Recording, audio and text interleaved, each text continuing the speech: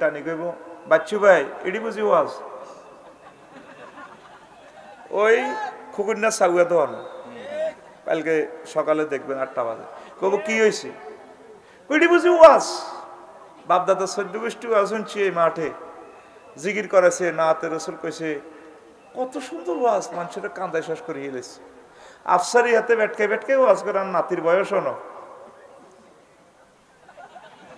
বাচ্চু গোবার কি তো হয়েছে কসা ওর যা আমার বেনিটা নি গো ভাই কলজাটা ছিদ্র ভরিয়ে গেলে সিডি বুঝি ওয়াজ করছে হাতে নবী সাহেবের বড় ওয়াইফ খাদিজা রাদিয়াল্লাহু তাআলা আনহা যার ওহির যিনি সহযোগী ছিলেন ওহি নাজিলে হেরা গুহাতে যায় খানা দিয়ে আইছে উনি বলে নামাজ হয় না রোজা থাকে না হজ করো না জাকাত দেন ইসলামের 4টা ফিলারে নাই ইডি বুঝি ওয়াজ বাচ্চু ভাই আন্নে কনসে 10 গ্রামের 7 জনের বিচার করান মনসুরও ফাঁসে আসিল কামরুল্লাহ বক্তৃতা দিগেছে গা নুরুল ইসলাম মেম্বার রহমিয়া বই আসিল আন্নে কনসে ইডি বুঝি ওয়াজ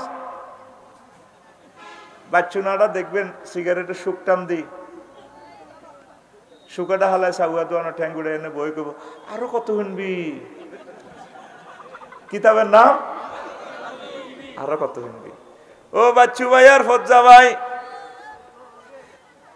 আসাহুল কুতুবে বাদা কিতাবিল্লাহ তাহতা দিমিস সামাই ওয়াল আরদ as-sahihul বুখারী আসমানের নিচে জমিনের উপরে মহাগ্রন্থ আল কোরআনের পর সবচেয়ে সহিহ গ্রন্থের নাম সহিহ আল বুখারী সেই সহিহ আল বুখারীর 3820 নম্বর হাদিস আমি তেলাওয়াত করছি এখন প্রশ্ন জাগে আফসারি সাহেব প্রফেসর ওয়াজ করেন আমরা গ্রামের মানুষ আঙ্গো কি লাভ আম্মা কেমনে নামাজ পড়ে না আম্মার এতেকালের 2 বছর পর হয়েছে নবীর মেয়েরাজ কিতারে এ মেয়েরাজের রজনীতে নামাজ ফরজ হয়েছে তাহলে আম্মা নামাজ পড়বে কেমনে রে ঠিক না নামাজ ফরজ হয়েছে কবে খাদিজা রাদিয়াল্লাহু তাআলা আনহার কথা বলেন না এতেকালের পর আহা কিয়ামতের আগে আগে মানুষ মূর্খ হয়ে যাবে এটা তো সহজ হিসাব বুঝে দিলাম নামাজ ফরজ হয়েছে কার এতেকালের পর খাদিজা রাদিয়াল্লাহু তাআলা আনহা তাইলে উনি নামাজটা কেমনে পড়েন দ্বিতীয় হিজরিতে রোজা এবং যাকাত ফরজ হয়েছে মানে আম্মার এতেকালের 4 বছর পর এই জন্য আম্মা রোজা এবং যাকাত করতে পারে নাই ইসলামের পঞ্চম পিলার হজ আম্মার এতেকালের প্রায় 10 বছর পর হিজরি 8ম সালে হজ ফরজ হয়েছে তাহলে আম্মা কিভাবে হজ করবে শুধুমাত্র লা ইলাহা ইল্লাল্লাহ পড়ার কারণে আম্মা জান্নাতের মেহমান তাহলে বেশি দাম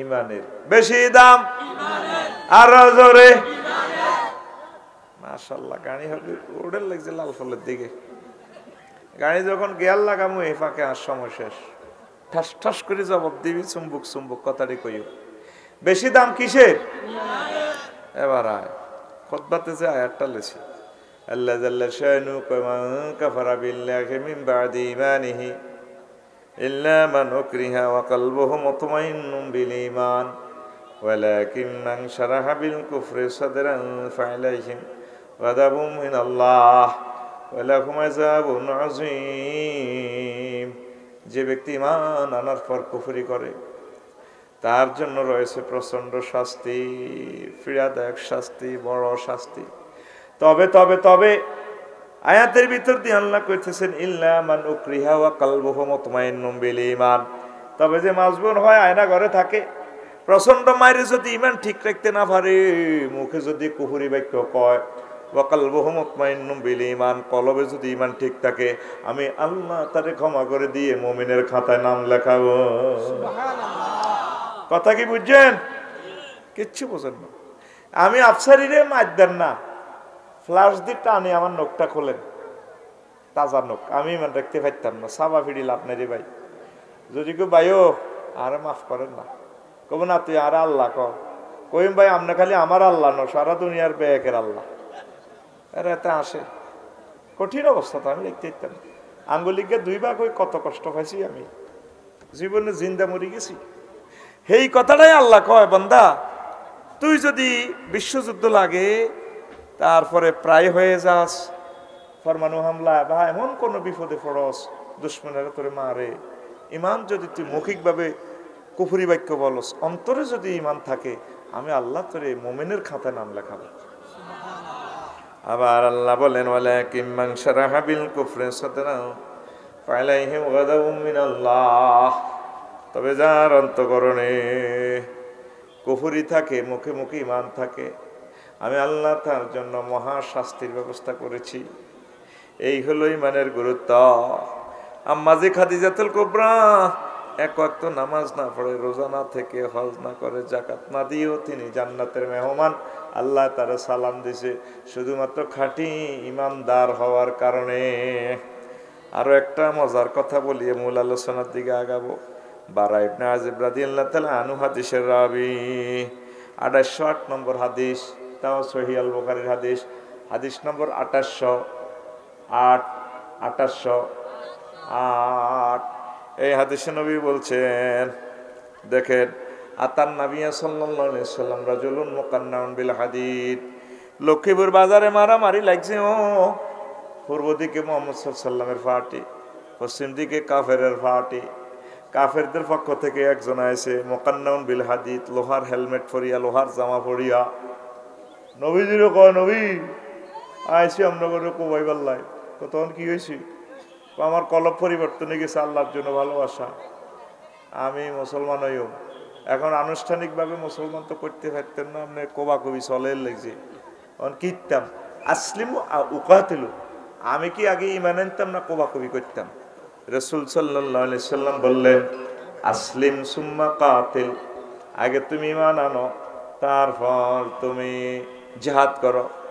আসলামার রাজুলু, লোকটা আগে ইমান আনলো, সুম্মা কাতালা, তারপর জিহাদ করলো, ওয়া কুতিলা, অসংখ্য কাফেরের হত্যা করিয়া নিজেও শহীদ হইয়া গেল। লাশটা জানাজার দিকে নিয়ে যাওয়া হচ্ছে মহিফালে লাল ফলে। নবীজি সাহাবীর ঘরে কয়, জিহাদের ময়দান থেকে উনজুরু ইলাইহা, আইলাল জানাজাতে। ও সাহাবীরা রে, এই সাহাবীর দিকে তাকাইয়া দেখ, জানাজার দিকে তাকাইয়া দেখ। রাজুলুন আমিলা কলিলান ওয়া উজিরা কাসীরান, লোকটা আমল করছে কম, পুরস্কার পাইয়া গেছে বেশি। কিসের কারণে? ইমান আনি এক ওয়াক্ত নামাজ পড়ছিনি, অজ্ঞা রোজা থাকছিনি, একটা টাকা আসগরের মাহফিলের দিত হাঁটছিনি, শুধুমাত্র ইমানের কারণে মহান আল্লাহ তার জান্নাতের মেহমান বানাইছি। আইয়েন ভাইসাব, মজার কথার দিকে আগাই যাই, এর সময় আমার অর্ধেক শেষ।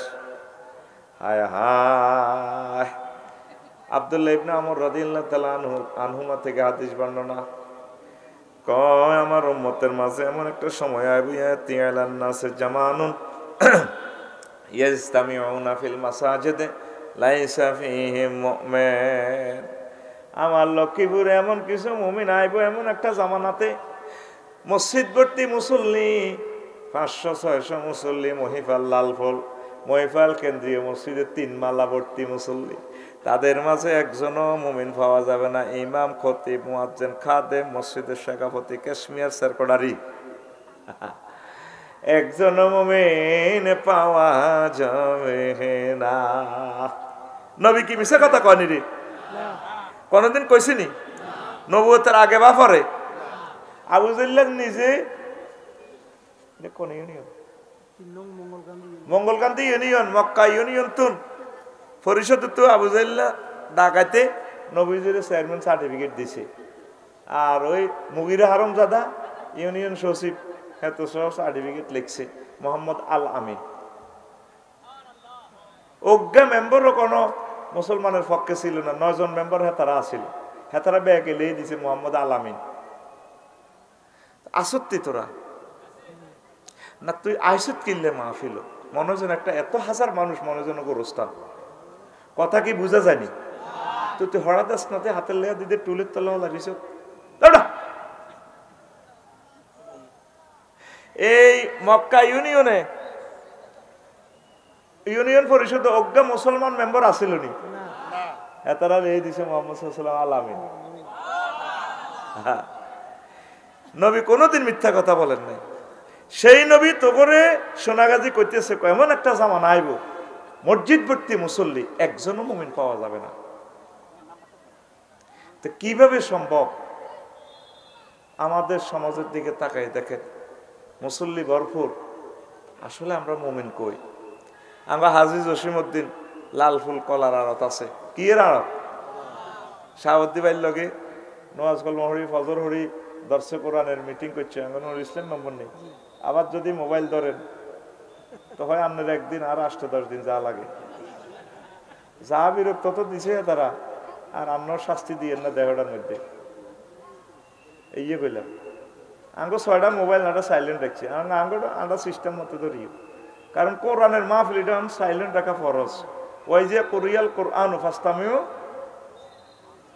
লাহু ওয়ানসিতু লাআল্লাকুম তুরহামু, কোরআন ফটিত হইলে তাফসীর করলে তোমরা কোরআনের মজলিস মনোযোগ দিয়ে শুনবে, চুপচাপ থাকবে। 2টা কাজ করবে, 3 নম্বর কাজ আমি করবো, লাআল্লাকুম তুরহামুন, আমি তোমাদেরকে দয়া করি, বিয়ে করে, ব্যবসা দিয়ে, রোগ শোক ভালো করে, জান্নাতের মালিক বানায় বাড়ি পৌঁছাই। রহম শব্দটাই নাম। সর্বস্তরের শ্রোতাবৃন্দ, প্রত্যেকের প্রতি আন্তরিক মোবারকবাদ। আজকে এই বরকতপূর্ণ প্রোগ্রামে আমরা আসতে পেরে খুশি না বেজার? কথা বলেছেন আমার মাওলানা আব্দুল হাকিম ভাই, অধ্যক্ষ সাহেব। আরও কথা বলবেন আজকের মাহফিলের মধ্যমণি আমাদের শ্রদ্ধাভাজন কলিজার টুকরা আল্লামা মাওলানা ফরিদ উদ্দিন আল মোবারক। অনেক ভালো মানুষ, আল্লাহ আমার প্রিয় ভাইকে কবুল করুক। তা আমার সময় আছে আর 50 মিনিট। আমি 50 মিনিটে কিছু গুরুত্বপূর্ণ কথা আপনাদেরকে বলবো ইনশাল্লাহ। কারা কারা শুনবেন না হাত উঁচু করে দেখান। দেখছেন নি মনসুর ভাই, দেখছেন নি? কই কত মনসুর দেখছেন? আসেনি লাইনে? বক্তৃতা দিছে 3 মিনিট, কটা ভুল করছে। আমি ফ্যাঁস দিছি, আমি বলছি কারা কারা শুনবেন না হাত উঁচু করে দেখান। একদম সরল কথা বলে দিছি। আর এই যে কইছে আমরা নোয়াখালীর ভাষা কথা বলি, মফিজ তো বোঝে নাই, লাকসামের পুরা ভাষাটাই হচ্ছে নোয়াখালীর। লাকসাম তো নোয়াখালী না, নোয়াখালী না, ভাষা তো মিলে গেছে না। এটা কি ওর মতো দেখতে হলে কি বউ?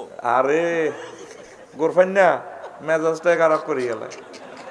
আপনি বাংলাদেশের চতুর্দিক দিয়ে যে ইন্ডিয়া, ওদের জাতীয় ভাষা হিন্দি না, কিন্তু বাংলাদেশের চতুর্দিক দিয়ে হিন্দি না। গুয়াহাটি আছে 800 কিলোমিটার বাংলা ভাষা, আবার আসাম আছে 400 কিলোমিটার।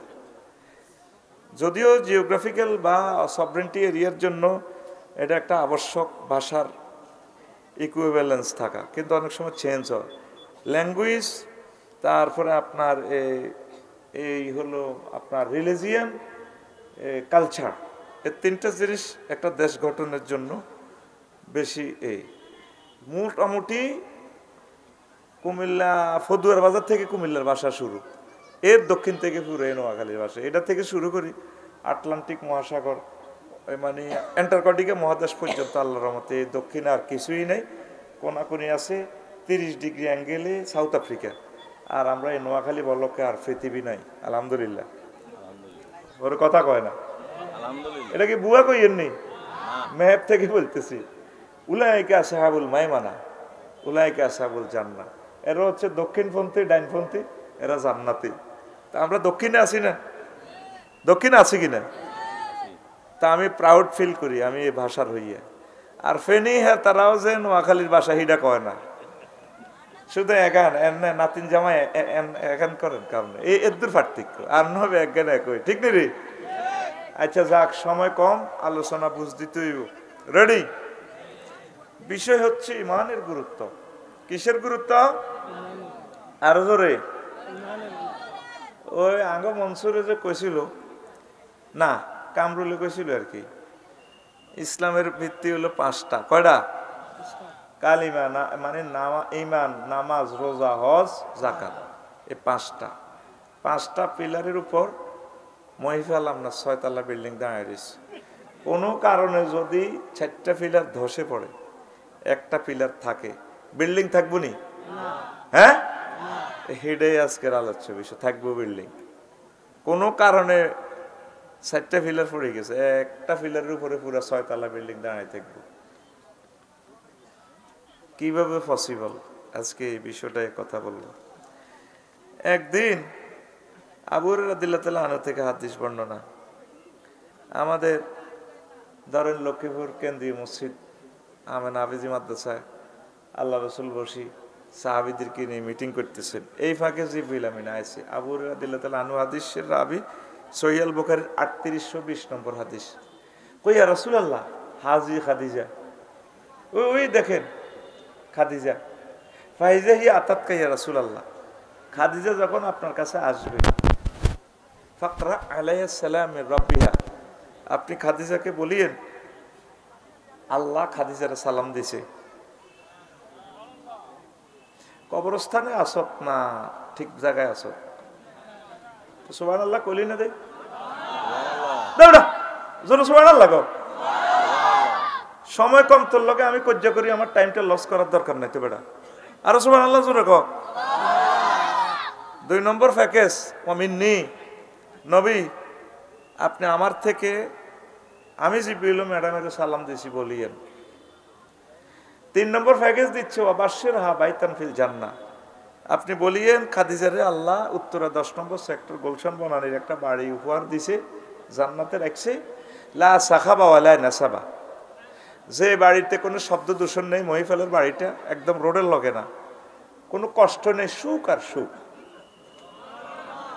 কয়টা শুভ সংবাদ? আরো জোরে। এই যে হাদিসটা বললাম, এটা কি আমি লাকসাম শরীফ থেকে আনছি না বুখারী শরীফ থেকে? গুগল সার্চ দিলে চলে যাইব 3820 নম্বর হাদিস। এখন বুগি জুগি 2 নম্বর ওয়াজ দিবার টাইম নাই, সব কিছু স্টার লিঙ্কে চলে, খুব দ্রুত গতির নেটওয়ার্কে আসেননি হুজুর। এখন প্রশ্ন হইল, খাদিজা রাদিয়াল্লাহু তাআলা আনহার আল্লাহ সালাম দিছে, খাদিজা রাদিয়াল্লাহু তাআলা আনহা জীবনে 1 ওয়াক্ত নামাজ পড়ে না, একটা রোজা থাকে না, যাকাত দেন, হজ করে না।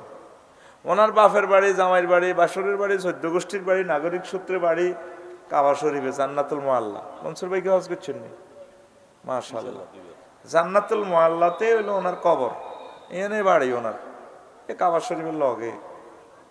উনি হজ করে না, আন্তর্জাতিক ব্যবসায়ী উনি, ইয়েমেন ব্যবসা আছিল, সিরিয়া ব্যবসা আছিল, উনি 1 টাকা যাকাত দেয় না। কথা কি বুঝছেননি?